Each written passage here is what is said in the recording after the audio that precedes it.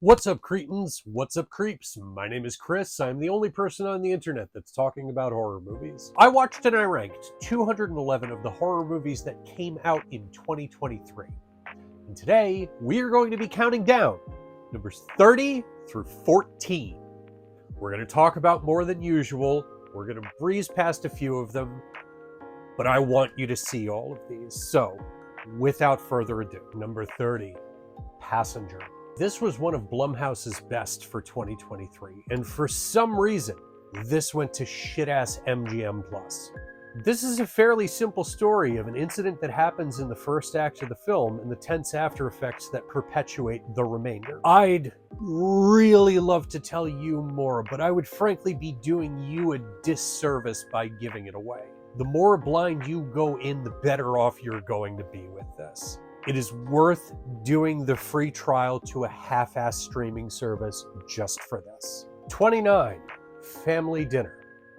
This is a movie about a girl who's joining her aunt's family for Easter dinner.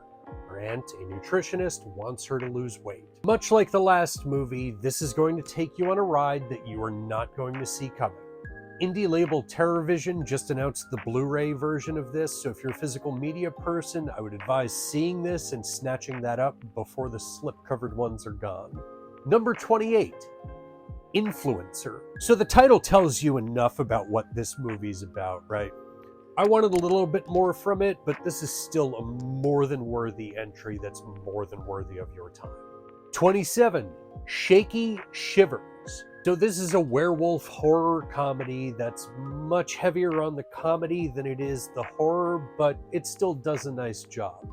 I think you'll get a kick out of it. 26, The Haunted Mansion. So for me, far and away the best gateway, family-friendly horror that came out last year. This did the classic Disney ride justice, and it's far better than that Eddie Murphy hogwash. There was nothing I didn't like about this. Except Jared Leto. Fuck Jared Leto. Number 25, Satanic Hispanics. This anthology had a lot of solid ideas and some really great segments that I would not be opposed to being expanded into features of their own. However, does not apply to all segments. And I really don't want to be the dick that doesn't let Efren Ramirez transcend being Pedro in Napoleon Dynamite, but the wraparound was weak, it was unnecessary, and dude does not have enough consecutive screen time that I don't see him without thinking, vote for Pedro, or are you going to finish your tots, or I'm not going to do the fucking voice, it's 2024. Anybody else hate the title too? It's like, because it rhymes. Because we're Hispanic and it rhymes. I shouldn't be bitching about a movie that I watched thrice because I enjoyed it so much. This is nitpicking. I am the problem. Gosh, that's it, and I'm not even trying. Number 24, Beau is Afraid. Ari Aster's most polarizing film so far, and that is a wild statement when you consider the strange thing about the Johnsons, is at its root an exploration into autonomy. Now, for the record, Hereditary, easy favorite of 2018. Midsommar, yeah, easy favorite of 2019. And I really wanted this to be my favorite of 2023. Don't get me wrong, when it's on, it's on. But where those other two films feel like they were painstakingly pared down to their final form, Beau is Afraid meanders. I would be lying if I said that a lot of it doesn't feel like they're doing things for the sake of doing them. I still 100% worship at the altar of Aster. I just can't be a man of the cloth about this one. Are we going to talk about all of them? Do you have time? You got time? Fuck it. Let's talk about all of them. 23, Renfield. Yeah, it could have and it should have been more. Yeah, it should have been focused less on action sequences. It muddied the focus in trying to give something to everyone. Yeah, if Nick Cage was not in this, it probably would have been around the 70s. I would not be recommending it. But God damn if this man doesn't chew this shit up. Ever since he stopped pussyfooting around and started going full Cage and Mom and Dad, we've gotten Mandy, we've gotten Color Out of Space, we've gotten Willy's Wonderland, we got Dream Scenario. Dude has quietly rebuilt his legacy and arguably has one of the most devoted followings at a time where people don't give a shit about movie stars. I am here for it. 22, totally killer. So this time travel slasher really feels like what they were going for with Happy Death Day 2, but the way that movie should have went. For the record, I do like Happy Death Day 2, I just wish it was this movie. 21, the angry black girl and her monster.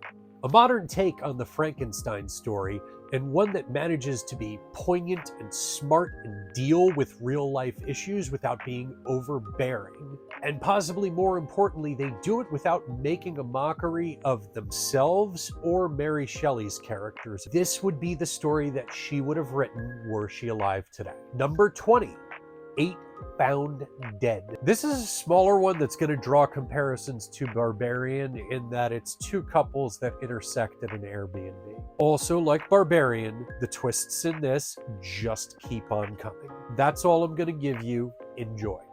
19, Moon Garden. This is the gorgeous, shot on film, fairy tale turned nightmare that you have longed for since the first time that you saw Pan's Labyrinth. Oscilloscope still has a few of these Digipack Blu-rays left. They are region free. Snatch them up before they're gone. 18, There's Something in the Barn. Do you ever want National Lampoon's Christmas Vacation to be more Gremlins, but also like bloodier and rife with Norwegian tradition? There you go. So this leans heavy into comedy. This is like Shaun of the Dead or Ghostbusters are more horror movies than this movie is. So if you need something that is explicitly horror, not your flick. But for me, number 18 of my overall year, number 1 Christmas movie of the year. 17, Hell House LLC Origins, The Carmichael Mansion. So this was my first foray into the Hell House movies. I know, we all have those that just slip by. Frankly, it's why you're watching this list, right? This made me want to dive back into the movies that I've not seen yet. Because this, so much like a movie like Host, shows what you can accomplish with just simple, direct storytelling and good blocking. This was terrifying. 16, No One Will Save You.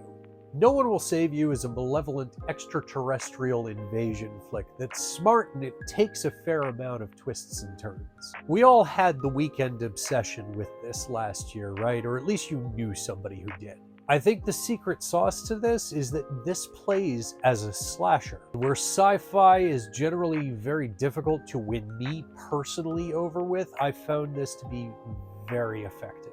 Okay, 15, You're Killing Me. Stop looking at this, look here, okay? Listen to me. Do not let this awful fucking poster deter you. Guys, if you wanted a meta horror about college-age kids that would keep you on the edge of your seat for the first, second, and third act, and you wanted Dermot Mulroney in it, it's not too much to ask for. And it's not Scream 6, it's this movie. This is the movie that you didn't even know that you wanted Scream 6 to be.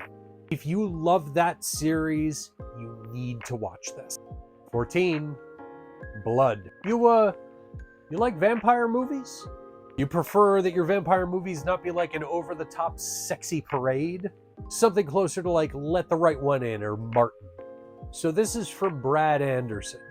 Who's Brad Anderson? Did you see Session 9? Did you see The Machinist? That's Brad Anderson. Where's Brad Anderson been for the past 20 years? He directed like 6 thrillers that nobody saw.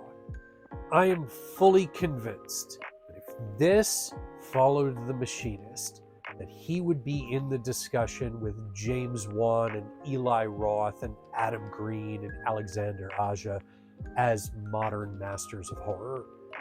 I invite you to watch this, and I invite you to welcome him back. That's going to just about do it.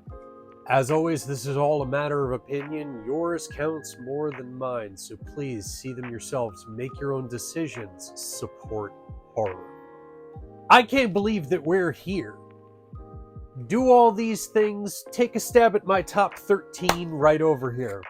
Swipe this way for worse movies, this way for better, and if they're not there yet, I hope that you're coming back tomorrow, because tomorrow we're doing the top 13, including the best of the year. And I'm looking forward to figuring out what we do after this. So, I hope to see you.